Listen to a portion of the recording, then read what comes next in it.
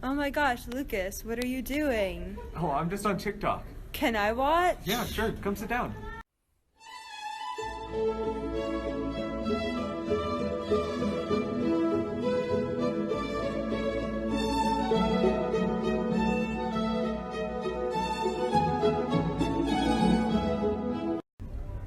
Wow, this is a really cool piece of music.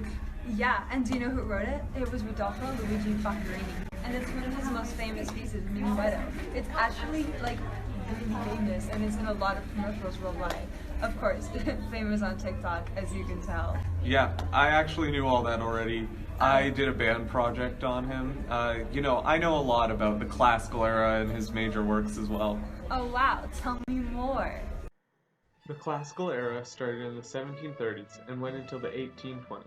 In the middle of the 18th century, the Baroque period finished and led into the classical era because Europe began to move towards a new style in architecture, literature, and the arts, known as classicism. This style sought to emulate classical Greece. Following the new style of formality and emphasis on order and hierarchy, music had a more clear sound. It favored clear divisions between parts, greater contrast and colors, and simplicity rather than complexity. Europe at this time was starting to become more focused on sciences, such as Newton's physics, which were growing in popularity at the time.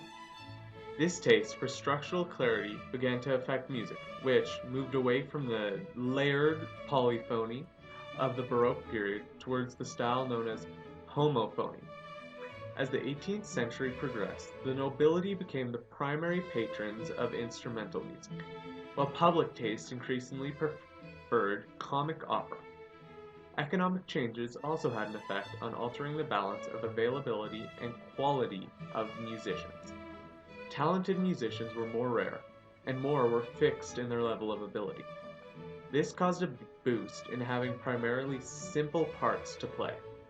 But the appetite for a continual supply of new music that carried over from the Baroque period meant that works had to be performable with, at best, one rehearsal.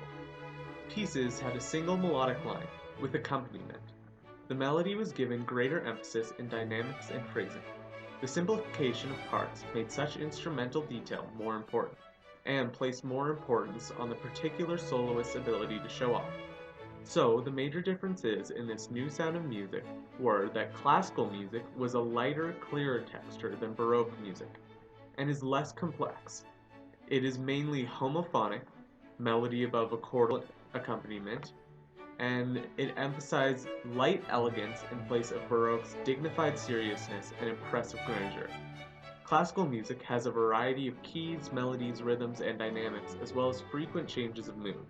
Melodies tended to be shorter than those of Baroque music.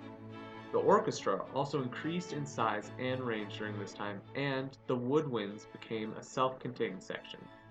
The harpsichord was also replaced by the piano. Early piano music was light in texture, but later became richer and more powerful. Along with all of this, importance was given to instrumental music. The sonata, trio, string quartet, symphony, concerto, serenade, and divertimento all became common arrangements. Wow, I didn't know that. That's so crazy. But you don't seem to know much about him, Luigi, himself. His personal and professional history. Yeah, no, I don't. Well, let me tell you. Rodolfo Boccherini was born on February 19, 1743 in Italy. He was the third child of Leopoldo and Maria Boccherini, and a brother to Giovanni, Maria, Anna, and Riccardo.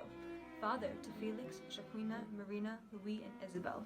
His father played double bass, and Giovanni was a poet and a dancer, so he was raised around the arts.